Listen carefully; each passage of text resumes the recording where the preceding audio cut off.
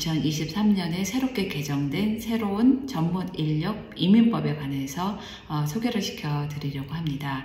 앞으로 개정될 이 블루카드 및 전문 인력으로서의 이 취업 조건은 상당히 이전에 비해서는 많이 낮춰졌고, 많은 사람들이 이 조건을 충족할 수 있게끔 개정이 되어져 있습니다. 그리고 절차상으로도 많이 간소화된 편이기 때문에 미리 알아두시면 독일 취업 시 많이 도움이 될 것으로 간주됩니다.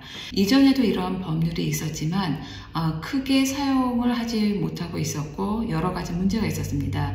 물론 한국 국적을 가진 분들은 대부분 그 아나벤이라는 데이터 정보에 졸업하신 학교에 대한 데이터가 나오기 때문에 커다란 어려움은 없었습니다. 그럼에도 불구하고 그 대학교 이름이 나오지 않거나 데이터에서 찾아지지 않았을 경우에는 그 블루카드를 받는데 학위 인정 절차를 받아야 됐기 때문에 불편한 점이 많았습니다.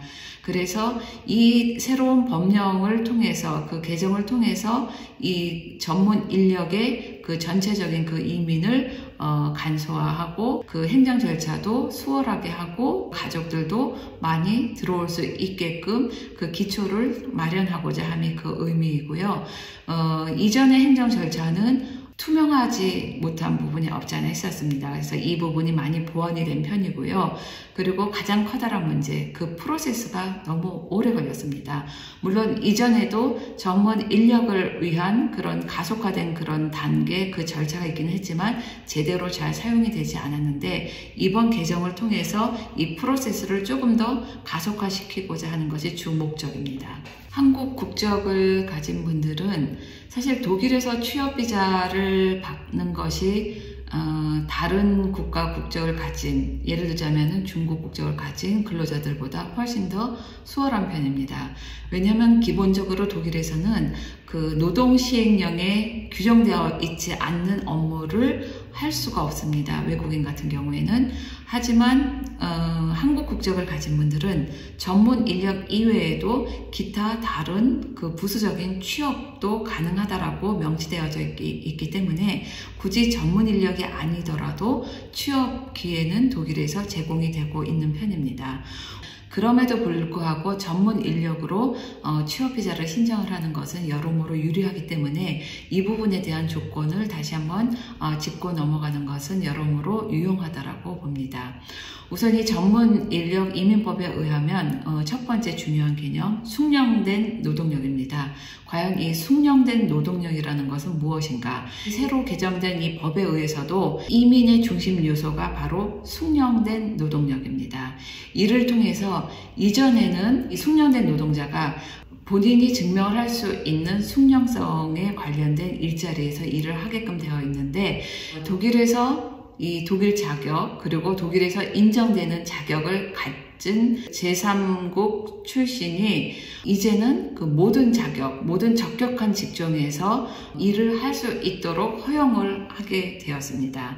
그리고 블루카드, 많은 분들이 블루카드에 관해서 궁금해 하시는데요. 블루카드를 받게 되면은 여러모로 유리한 점이 있습니다. 왜냐하면 일반적인 근로, 그 취업비자 같은 경우에는 노동청의 동의를 받아야 됩니다.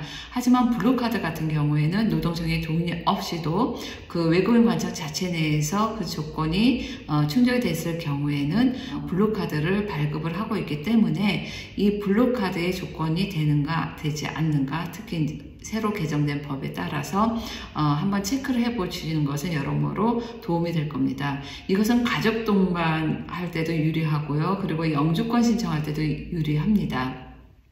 이전 법에 의해서 그 영주권 신청도 일반 그 취업비자하고는 달리 유리한 조건들이 많았었는데요. 이 새로운 개정을 통해서 가족 동반이 좀 더 수월하고 원활하게 되고, 그리고 영주권 신청에도 수월하고, 그리고 일자리를 바꾸는 데에서도 유리한 조건 하에서 바꿀 수 있도록 법이 개정이 되어져 있습니다. 그리고 특히 이 블루카드가 다른 그 취업비자에 비해서 빠른 시간 내에 영주권을 신청을 할 수가 있는데요. 무엇보다도 그 대학 학위가 있는 그 숙련된 그 전문가에게는 그 블루카드를 부여하기 위한 그 최소 소득 기준이 낮아졌습니다. 그래서 현재는 연봉 58,404유로가 기준인데 향후 연 43,800유로로 낮아질 예정입니다. 그러면 결국은 뭐냐? 이 연봉이 낮아서 그 블루카드를 신청을 하지 못하고 그리고 일반 그 전문 인력으로서 신청을 했었던 분이나 아니면은 기타 취업 비자를 신청을 했었던 분도 해당이 될 수 있는 확률은 많이 높아졌다는 겁니다. 두 번째로 중요한 개념은 이 새로운 전문 인력 이민법에서 업무 경험이라는 겁니다. 물론 전문성이 강조가 되긴 하지만 개정된 이 전문 인력 이민법에서 강조를 하고 있는 것은 그리고 추가가 된 보완이 된 부분은 바로 이 업무 경험입니다. 그래서 이 업무 경험이라는 것은 어떤 외국에서의 그런 전문적인 직업 경험 및 아니면은 외국 자격증을 가진 분들이 포함이 되는데요. 그래서 독일에서 공식적인 자격 인정 없이도 외국인 숙련 노동자가 향후 그 비규제 직종에서도 일을 할 수 있게 되었습니다. 이 비규제 직종이라는 것은 독일 정부나 아니면 그 상공회의소에 의해 규제되지 않는 직종을 말하고 있습니다. 전제 조건은 최소 2년 이상의 전문 경력과 그리고 출신 국가에서 인정하는 최소 2년 이상의 교육기간을 통한 직업 자격을 소유한 분들에게 업무 경험이 있는 내용이 해당이 됩니다. 그래서 이런 자격을 가진 분들에게는 일단 특정 급여 한도를 초과하거나 아니면은 고용주가 단체 협약에 구속이 되는 경우에 그 직장을 가지실 수가 있고 취업 비자를 신청해서 받으실 수가 있습니다. 이러한 조건을 이러한 그 특정한 급여 한도 초과 그리고 고용주의 그 단체 협약의 구속을 요구하는 이유는 그 숙련된 외국인 근로자가 독일에서 저임금 업종에 종사하는 것을 방지하고자 함입니다. 그리고 이 새롭게 변경된 거는 이 전문 자격을 가진 그 취업 시 더 이상 전문 자격이 독일에서 항상 꼭 인정이 될 필요가 없어졌다는 겁니다. 그리고 직원과 고용주 간에 소위 말해서 인정 파트너십을 맺게 되면 우선 독일에서 취업이 가능하게 되어 있고요. 이를 통해서 이전에 관료적이고 그리고 절차의 복잡한 것이 많이 단축화된 것이 새로운 점입니다. 이는 결국 그 직업 전문 자격이 독일에서 인정되지 않았어도 직업법상 허용이 되는 첫날부터 독일에서 취업이 가능하다는 겁니다. 물론 이 자격증이 인정이 필요하지 않다라는 건 아닙니다. 필요하긴 하지만 그것이 나중에 이루어져도 된다라는 겁니다. 그래서 이 인정 파트너십을 통해서 첫날부터 근무를 할 수 있되 직원과 고용주는 그 인정 절차를 신속하게 수행을 해야 될 의무가 있습니다.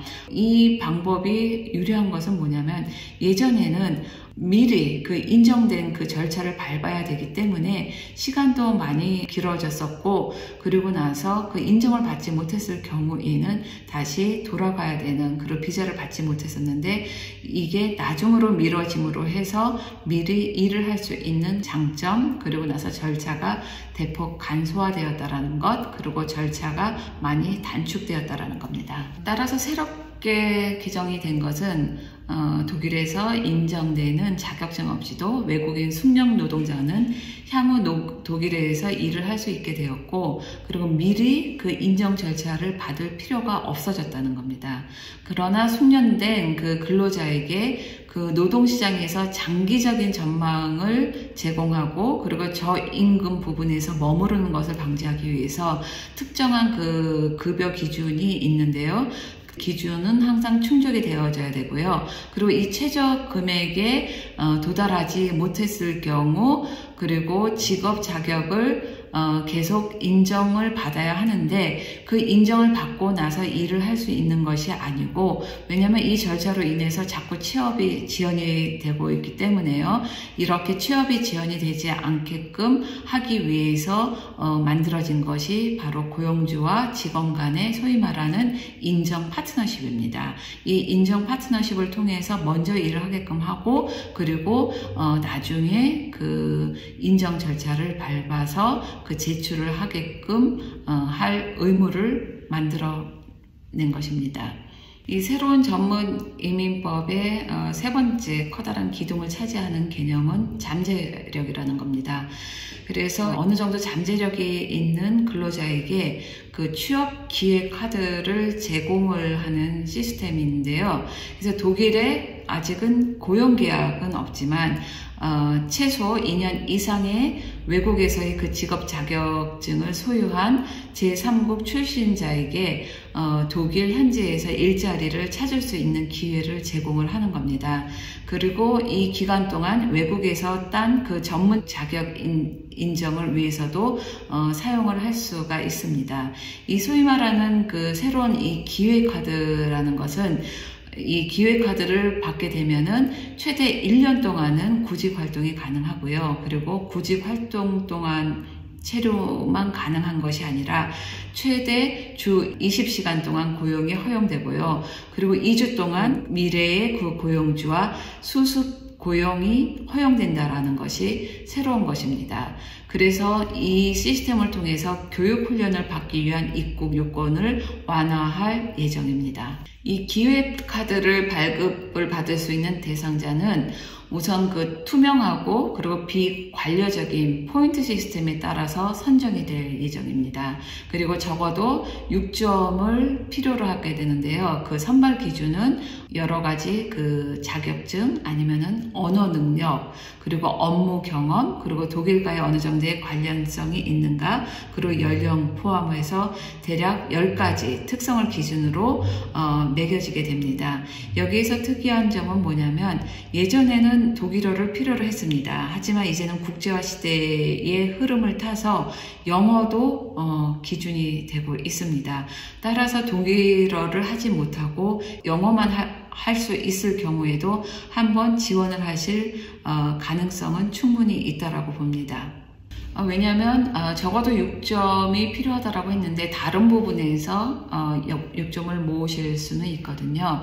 그래서 이 기회카드를 받기 위해서 6점을 모을 때 독일어 능력은 많은 점수를 받기는 합니다. 예를 들어서 독일어 능력이 있을 경우에는 3점, 그리고 충분했을 경우에는 2점, 그리고 C1 정도의 수준의 영어 능력이 있을 경우에는 또 추가로 1점이 부여가 됩니다. 그리고 30세 미만인 경우에는 2점, 40세 미만인 경우에는 1점이 부여가 됩니다.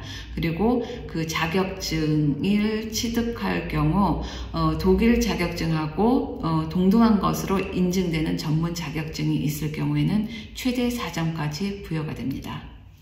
따라서 6점을 모을 때 한쪽이 부족하다 하더라도 6점을 모으실 수 있는 방법은 그렇게 어려운 것으로 보여지지는 않습니다. 그리고 여기 독일에서 부족한 그 직업군, 그런 병목 직종에 대한 자격은 그 기회카드의 점수를 매기는 데 있어서 가산점이 될 수가 있고요. 그리고 나서 독일어 능력 같은 경우에 예전에는 기본적으로 A, E를 요구를 했는데요. 이제는 최소 요건은 A1에 불과합니다. 이 A1은 그리 높은 수준은 아닙니다. 그리고 이제 기회카드를 우선은 1년을 발급을 해주고 있는데 최대한 2년까지도 연장을 할 예정입니다.